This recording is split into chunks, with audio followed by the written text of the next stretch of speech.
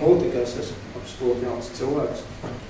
Pirms gadu man vienkārši tas, kas notiek Latvijā jau pie šienē. Es izlasīju avīzē, kā es saku, politika interesējos ļoti maz, izlasīju avīzē paziņojumu, stāties partijas rindās un iestājos sabiedrības citai politikai partijā. Es domāju, būs beidzot cita politika. Ko es varu teikt? Jau patīkam cilvēks maigīgi. Bet es noturējos šajā partijā līdz 2. kongresam. Kāpēc? Tāpēc, ka līdzīgi kā citās partijās nav tiešā demokrātija, nav tā tiešā politika. Kad ierīnas biedri var lemt un piedalīties šīs partijas politikas veidošanā.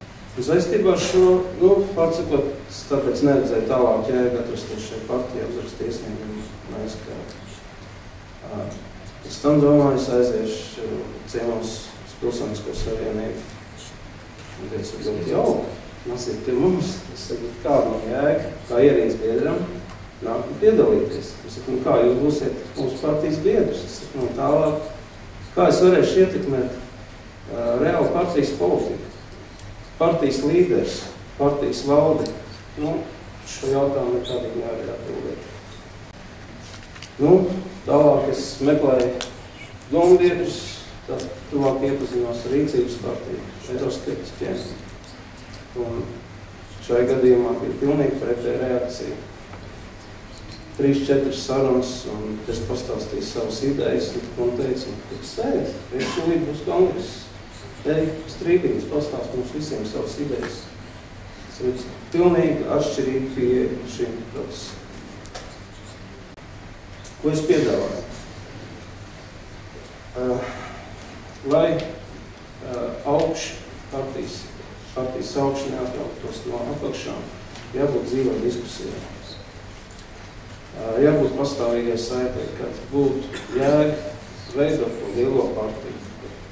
Simtiem tūkstošiem, 10 tūkstošiem, 100 tūkstoši iedzīvotāji.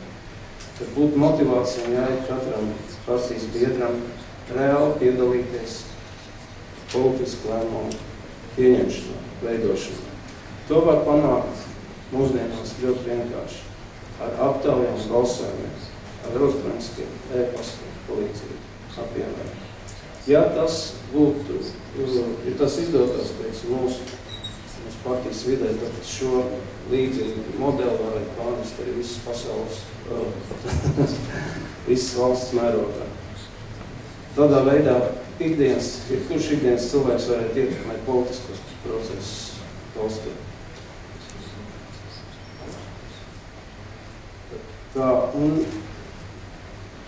Nebūtu obligāti jābrauc uz Rīgu, jāpiedalās diskusiju klubos vai vēl kaut ko. Reizi nedēļā, ja pēc vajadzības katrs vakarā pēc darba varētu piedalīties internetu balsošanā. Vai viņš atrastos kaut kādos dzīvot Latgales mežos, vai viņš atrastos Sīrijā, Norvēģijā, Taivānā, vēl kaut kur. Viņš reāli būtu aktīvs partijas biedrs un aktīvi varētu ietekmēt politiku.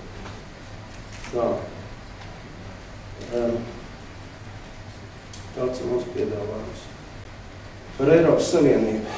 Kāpēc konkrēti Latvijas pārstāvji parakstījuši valstī galēji neizdevīgus līgumus, neprasot tautai tās viedokli? Ļoti svarīgs jautājums. Un domāju, kādreiz tas noskaidrosies.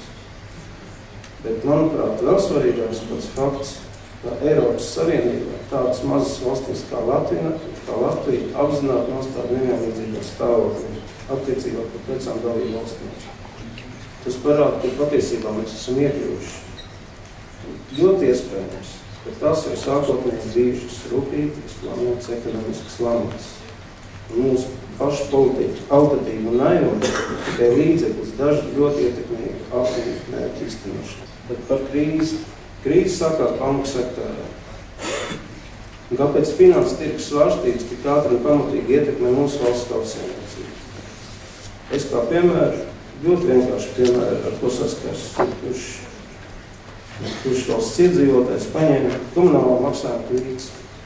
Jebkur Latvijas ģimene katru mēnesi maksā par elektrību, gāzi, telefonu.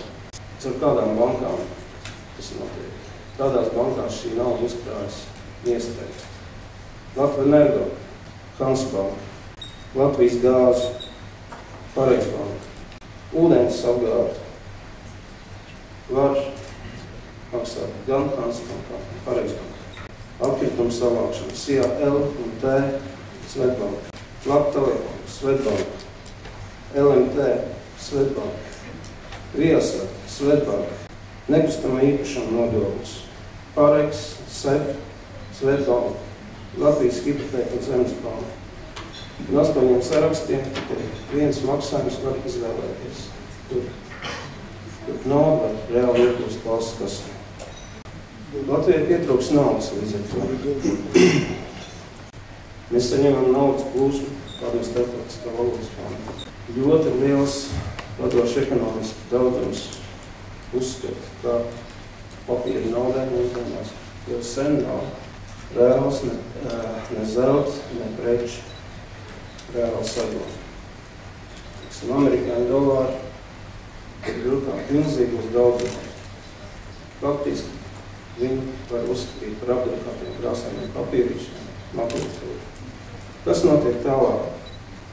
Šos apdrukātos krāsainos papīrīšus Starptautiskais valūtas fonds aizdod tādai valstī kā Latvija, kas jau plāno, tas ir viens no versijām, kas iepriekš plānveidīgi novest līdz bankrota stāvoklim, un pēc tam par šo makulatūru iegūst reālas vērtības. Latvijā tie varētu būt pārpalikušie valsts uzņēmumi, meži, zemi. Pie tam, ja tas ir gadījumā, ja Latvija nevarēs atdot naudu Pasaules bankai Starptautiskajā valūtas fondā. Un es domāju, šajā gadījumā to cenu par valsts mežiem vispārējo noteiksim nevis mēs, bet viņi, laikam, to bija teikuši. Paldies.